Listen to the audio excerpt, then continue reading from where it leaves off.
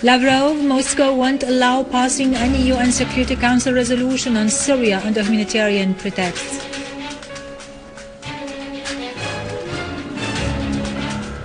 Syrian Arab army units restore security and stability in Man village of northern Hama countryside after eliminating the last gathering of terrorists who committed the massacre against civilians.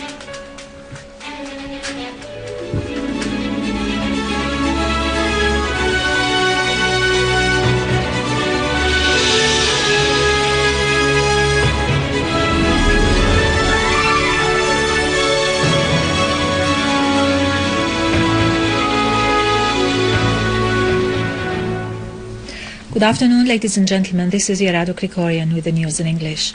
Russian Foreign Minister Sergei Lavrov said Russia would not let pass through the UN Security Council any resolution that leads to interference in Syria under humanitarian pretexts. In a press conference with his Eritrean counterpart Othman Saleh in Moscow, Lavrov said the Geneva I communiqué represents an irreplaceable basis to resolve the crisis in Syria, and therefore Russia always calls for exerting more greater efforts in order to achieve this solution. Lavrov pointed out that all the parties that participated in the Geneva conference have understood that the opposition is fragmented, and in order to ensure holding a Syrian dialogue, all opposition parties should participate in this dialogue.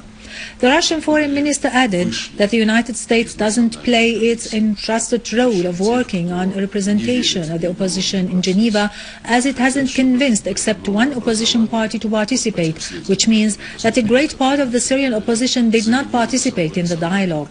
Lavrov pointed out that there is information which Russia will verify and which says that a new form of opposition is being formed, composed of all the opposition groups, which doesn't trust the negotiations and which will try once again to rely on the external force in Syria.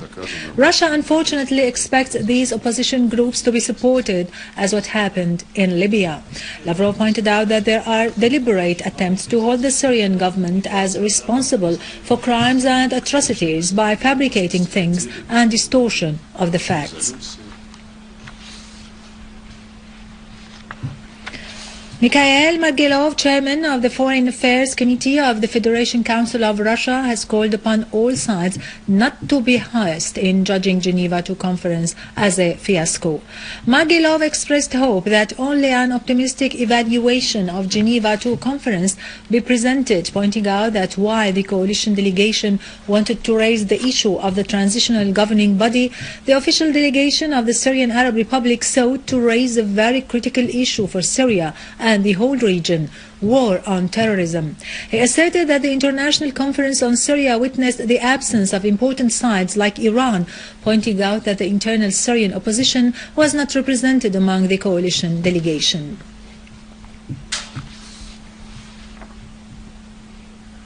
Russia has voiced deep concern over the mounting number of the foreigners fighting in Syria along the terrorist armed groups, estimating their number to be 110,000 to 120,000. A source at General Staff of the Russian Armed Forces said that estimates of the number of the armed terrorist groups fighting in Syria approximate those by the Americans announced lately by the Director of National Intelligence, James Clapper. The source warned against information announced earlier by Clapper on training camps inside Syria to train the foreign terrorists to be transferred at a later stage to their homelands to perpetrate terrorist operations.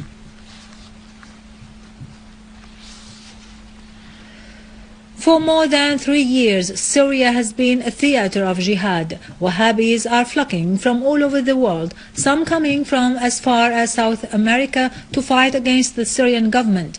In this Dutch report about the jihadists coming from the Netherlands, Roger talks about his motives for deciding to travel to Syria and wage jihad there with Al-Qa'ida's Jabhat al-Nusra. Uit een klein Nederlands dorp. 2 jaar geleden bekeert hij zich tot de islam. En nu is hij vertrokken, richting Syrië. In de 5e dag doet een Nederlandse jihadist vanavond voor het eerst zijn verhaal. The report is about a 26-year-old Dutchman. His name is Roger. He became Muslim 2 years ago, and he is now in Syria as one of 1,000 Dutchmen fighting in Syria.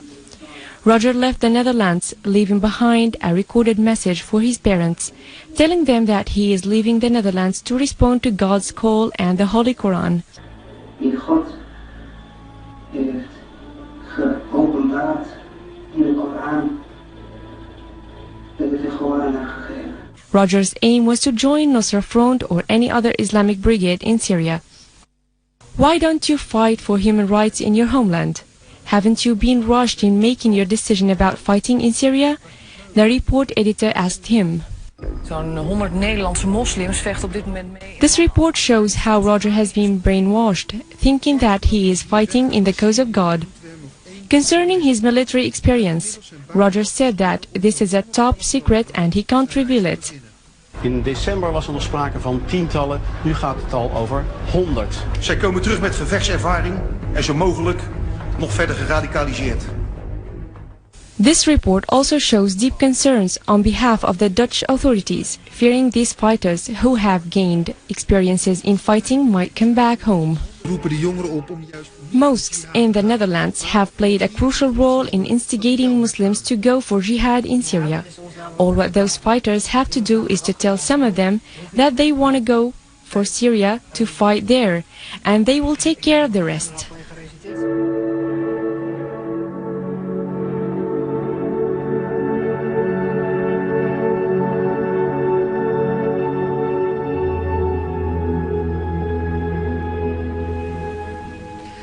The Kyrgyzstani intelligence agency announced that it arrested 6 persons to the north of the country who belong to terrorist groups that were planning to commit terrorist acts in the country.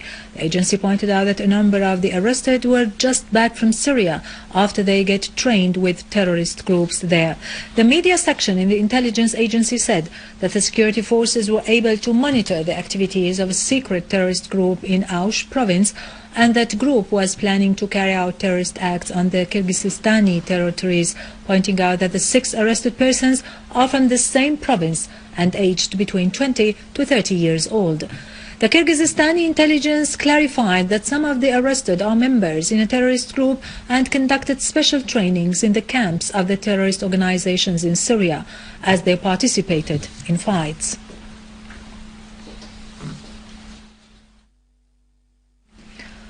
Deputy Prime Minister, Foreign and Expatriates Minister Walid al-Muallim said that the second round of talks in the Geneva conference did not fail, contrary to some media analyses or to the reactions of the French and British foreign ministers.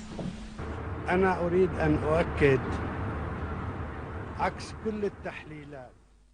Al-Muallim said that the second round of the Geneva conference achieved a very important point thanks to the awareness of the Syrian negotiators when they announced Syria's agreement to the agenda proposed by the UN envoy to Syria, Lakhdar Ibrahimi, which starts off by rejecting violence and combating terrorism.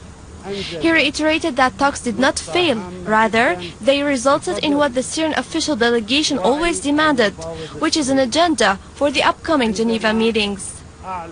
On the pre-made orchestra in which the French and British foreign ministers held the Syrian Arab Republic delegation responsible for the failure of the talks, Al-Muallim said that this isn't surprising as France and Britain have always been part of the conspiracy against Syria, noting that they made their accusations even before they were informed about what happened in the talks.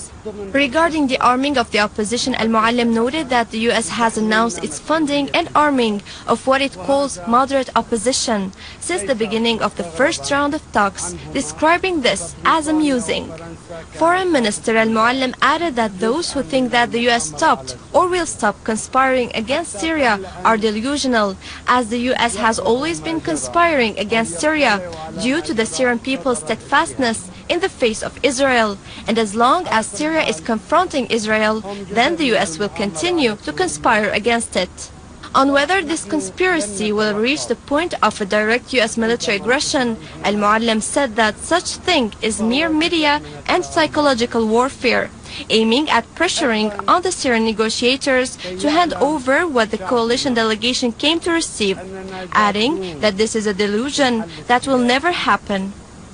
In response to a question on the French and American losses after the Geneva talks, the minister said that the Syrian Arab Republic delegation went to Geneva only to achieve the aspirations of the Syrian people by finding a solution to the crisis in Syria and relaying the Syrians' desire for the cessation of violence and terrorism.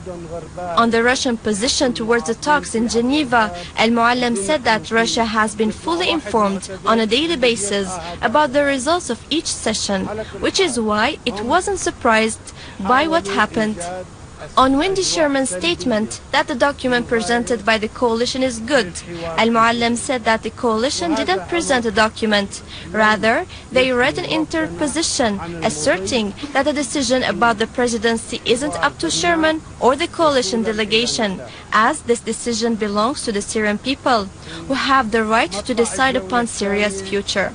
In response to the statement by the British Foreign Minister William Hague, who said that not reaching an agenda for the next stage is a very serious matter, and he's blaming the Syrian official delegation for this, Al-Muallim said, "I'd rather not respond to him, because he is ignorant about what happened during the talks. The agenda proposed by Brahimi is clear, and the Syrian delegation agreed to it." On whether the Syrian government is worried over what is happening in the southern front of the Syrian borders, Al-Muallim said that those who love their country must always be worried about it, but nothing is different from what has been happening for over 3 years, as the smuggling of arms and terrorists from the south and the attempts to attack the Syrian people continue, but the Syrian leadership and the Syrian Arab army will be ready to confront them. Hezbollah Secretary General Sayyid Hassan Nasrallah asserted that the other danger that threatens the region after the Israel occupation entity is the threat of Takfiri terrorism, which exists in all the countries of the region. In a speech on the anniversary of the leaders' martyrs, Nasrallah said that this Takfiri terrorism is formed of armed groups that pursue an exclusionary approach, putting everyone who opposes them within the circle of Takfirism. Nasrallah cited an evidence of this, the ongoing fight between the two terrorist groups of the so-called the State of Islam in Iraq and the Levant and Jabhat al-Nusra on the Syrian land, despite the fact that they carry the same Takfiri thought. Nasrallah pointed out that the new data showed that most of the countries which funded, armed and sent foreign territories to fight with the Takfiri groups in Syria have started to talk about their being terrified of the danger in case those terrorists returned back to their countries.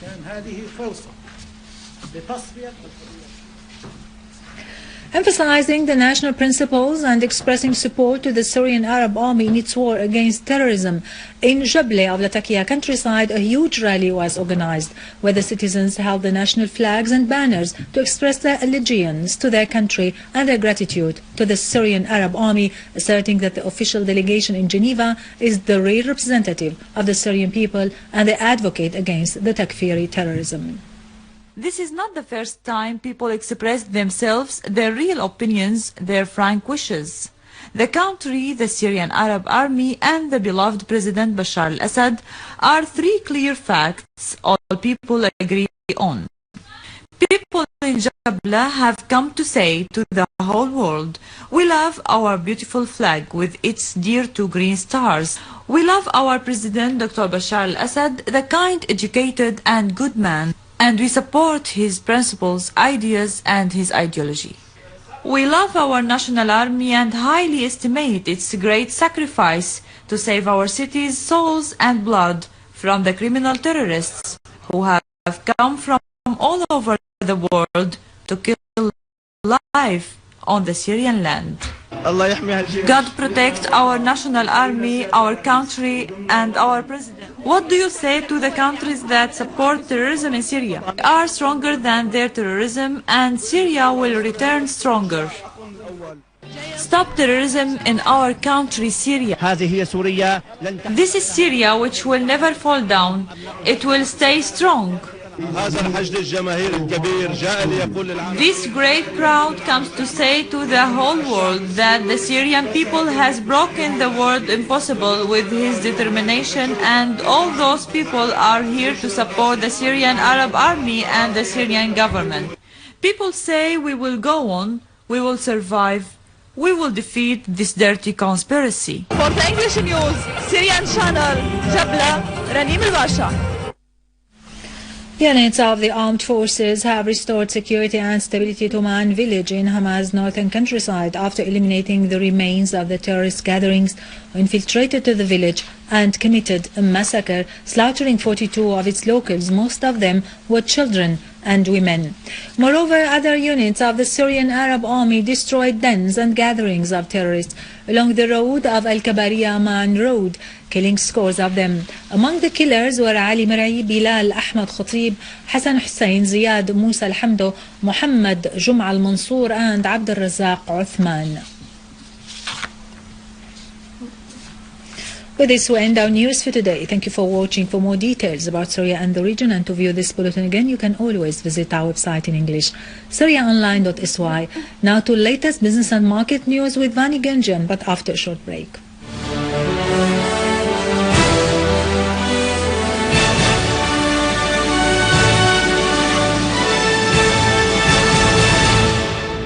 Good afternoon. The Parliament has continued its first meeting of the 6th session, headed by the Vice Chairman Dr. Fehmi Hassan, to discuss the draft law of the Sports Union. The Parliament members focused on the importance of the draft law for the interests of the athletes in Syria, in addition to the necessity of representing most of the sports bodies in the Sports Union Conference.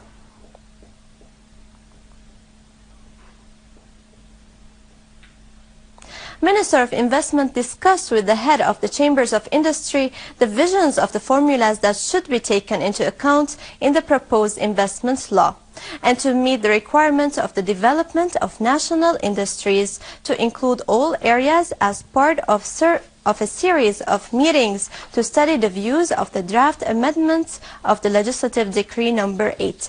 The minister stressed the government's keenness on the participation of all the sectors of agriculture, industry and commerce. Head of the Syrian Chambers of Industry put a number of ideas to develop the law and the new entries, taking into account the circumstances and current changes regarding the stage of reconstruction.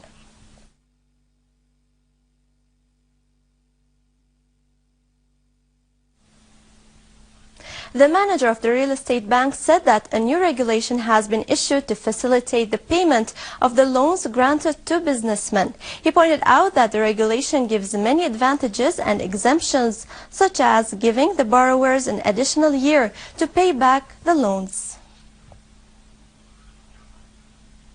The manager of Hama Governorate's branch of the establishment of seeds said that it has distributed sugar beet seeds to the farmers. He added that distributing barley and wheat is still going on until the end of February, while 9,000 tons of wheat have been imported to the establishment's branch in Homs and Tartus governorates. The Minister of Industry discussed with the Iranian ambassador to Damascus means of developing economic cooperation relations between Syria and Iran, especially concerning the auto industry, and finding new mechanisms to improve the Syrian-Iranian automobile manufacturing company. He pointed to the new opportunities in investment, especially the industrial sector, calling on the Iranian side to participate in investment. On his part, the Iranian ambassador asserted his country's readiness to discuss all the projects of the industrial sector, in addition to developing the ongoing projects and participating in the phase of reconstruction. With this, we conclude our news. Thank you for watching and goodbye.